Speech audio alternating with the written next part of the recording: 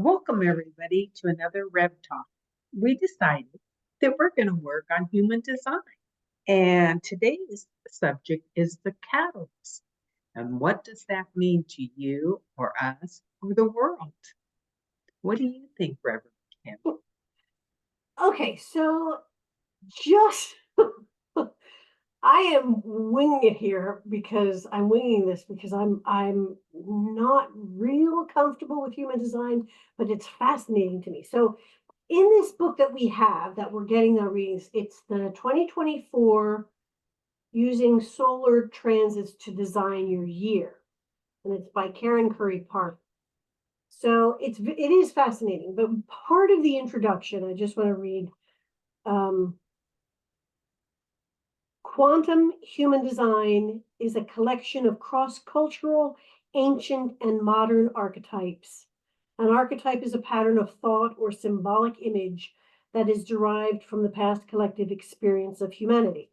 Now, it goes on and on and on. And basically, everybody has their own human design chart.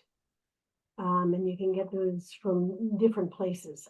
And they go through all the gates and which always confuses me. But this book is kind of broken down into weeks or days, sometimes weeks, and tells you what gate is going to be highlighted for the energy for that particular time period. And it gives you things, it gives you a challenge, it gives you something to journal about, it gives you an affirmation. And so this is kind of a new thing that Reverend Beverly and I are doing. Although I have to say, Reverend Beverly knows this better than I do. Well, you know how you were saying you didn't understand it. And you know how I related this to? It's the Matrix.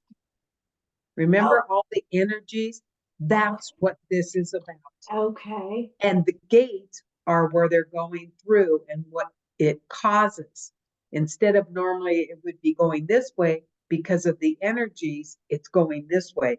And that's what you're getting out of it. Why it's doing what it's doing.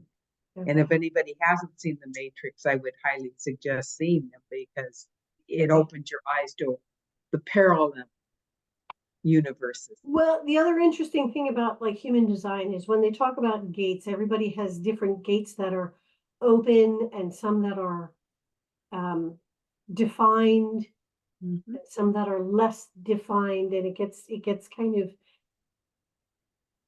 bogged down for me with that. But the interesting thing is that this is giving the energy of a particular date or a particular time frame that everybody can be aware of. So for today, February 8th, it's gate 49, which is the catalyst. And part of what it's talking about is the challenge is to not quit prematurely or fail to start a necessary revolution in your life, to let go of unhealthy situations, relationships, or agreements that may compromise your value and worth. So this kind of energy that's happening right now has to do with this catalyst and the challenges that come with it. Asking yourself, do I have a habit of quitting too soon? Do I fail to do the work associated with creating genuine intimacy? There's several questions in here. So it's fascinating. And I love the fact that there is also, I have to check the other one. I'm not quite sure what is the earth, but the earth gate here is gate for possibility. So it says here to take time this week to contemplate new ideas and possibilities for your life. Dreaming and daydreaming support refining focus and alignment this week. Well, I have to say, I've been doing a lot of daydreaming. And there's a part of me that says maybe I shouldn't be doing it while I'm working. However, I can't stop my brain from doing the whole daydreaming. But you realize why now. Well, this is true. You're absolutely right. It's part of it. And it's part of understanding the energies that are around us and what's kind of strongest. So yes, you know what? Thank you, Reverend Beverly, for bringing this up, because it does help, especially for me when I'm feeling kind of out of focus. Like, what is going on? Now, if I had read this morning, it probably would have done better for my day. However, reading it now, so this is a good thing. And of course, they go into, for us, we've got oh gosh, we have a new moon tomorrow. So that's also a lot of energy coming in and all that. Yes, it is a new moon. And new moon means to deepen your alignment with your intentions. Oh, I like that. Yes. So if this kind of helps explain for me, if you're feeling a little, off or discombobulated, it's very nice.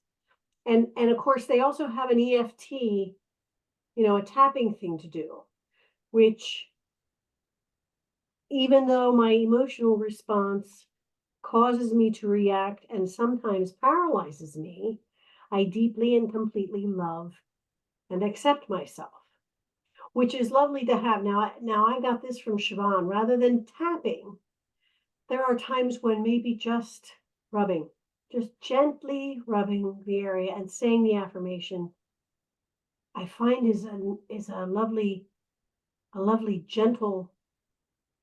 Not that you're pounding on yourself. Yeah, well, it's also they're pressure points to increase right. it, but also rubbing is the stimulus in itself. Yes. It's the same scenario as you petting an animal. You're stimuli, everything's starting to move, and so you're absorbing it. So it's just different ways and avenues to do it. Whatever works best with you, that's how you should do it, because that's your body talking to you. I love that. Thank you. Thank you for that. Thank you for that. So, it's important, and we say this at the end of each of our sessions, to be gentle with yourself and to be kind to yourself. And sometimes I think people take that for granted, not realizing that it really, be gentle with yourself and to be kind to yourself, because you know what, there's a lot going on out there. There's a lot of energies. We're being bombarded with all kinds of energies.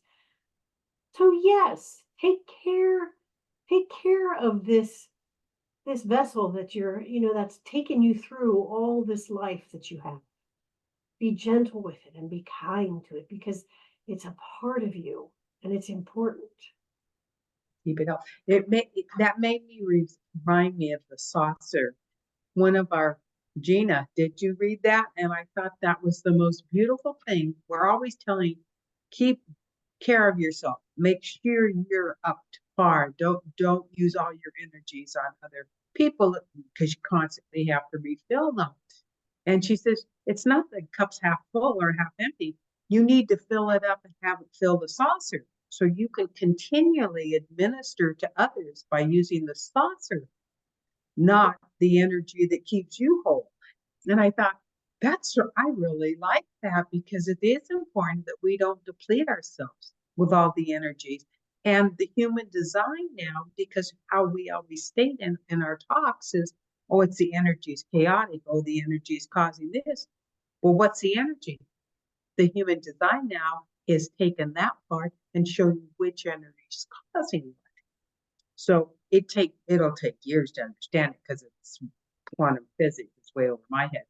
But just the start we've taken even today showed us it's spot on, and we know why. And that's what I think most people are trying to grasp. Why? How come? Why is it happening to me? Well, this is showing you why. Oh, I love So that. it's really interesting. I love that. Thank you. Thank you for explaining that, because for me, it gets a little overwhelming for me. And I have all these resources, But see, that's and I forget to use them, because I'm so in, in it right at the moment, like, but this kind of helps me, like we have said before, to take a step back, Yes, that's research a exactly. little, and see what we can do with this energy instead of just letting it smack us in the face all the time.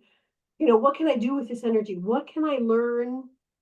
And so I love this book in that it gives you questions, to think about. Now, and I'll say this because I'm terrible at this. It's like these are journal questions. You're supposed to be journaling this. Yeah, that doesn't happen for me. I You don't write know, it down, but I started it, but I'm writing it right in the book because there's page, straight spaces to write, and it just comes, it just flows. And I'm not a journaling person, yeah, I'm not big at journaling. That's but got to it be comes. something. That's got to be something from past life. I'm not wanting anybody to find my words, but um, rather than calling them a journal question, for me, it's more of a. I Talk. don't have to just like I'm asking myself the question. I'm contemplating that question and the answer because really I'm the only one that needs to answer it. I'm the only Mhm. one that can answer it for me. So I love how this is set up, and me being a stickler about a lot of things, that always, oh, you have to do it this way. Like, well, no, actually I don't. I can do it the way that's comfortable for me. No judgment, you know. Frank Sinatra, do it my way. That's true. That is true. So I encourage everybody to kind of do a little research, check in on human design and read about it and what it is. And if it resonates with you, to definitely, keep going with it. So with all of this, it helps me understand myself and how I react to the energies that are occurring right now. So this is a great tool to have. And thank you, Beverly, for mentioning that because that prompted me to actually get the book. And so now I have it, I should use it. Yes. Like I said, I've been doing it for almost 6 years now, and there's still a lot I understand. Well, I like how this is broken out. It's like not overwhelming, you know, like War and The Peace. layman can look at this, but I, like you said, I do suggest that they get their cards. Peter does the readings too. Well, give you your human design. Oh, that's true. Well, Mhm. yeah. If you Google it or you look at it, there's there are quite a few people that can do that for you. But I think his is what is it? I love my humandesign.com, I believe that's it. something like that. So you can check that out. But it is very interesting, and it actually has kind of a grounding effect, so that you're not like floating around out there with all this energy, wondering what the heck is going on. It Correct. gives you a kind of something to focus on for that day or that week, that you can come back to and work with. Yeah. I like that. So thank you. I'm going to put this book aside here. Thank you very much, Reverend Edward, for that. Yay. So with that, my friends, again, we want to thank you for joining us for another Rev Talk, and we hope you enjoyed it. And again, as I said earlier, and I will continue to say, to remember to be gentle with yourself and to be kind to yourself, and to remember that you are unique in all the universe. There will never be another just like you in all of space and time. You are powerful, you are cherished, and you are loved.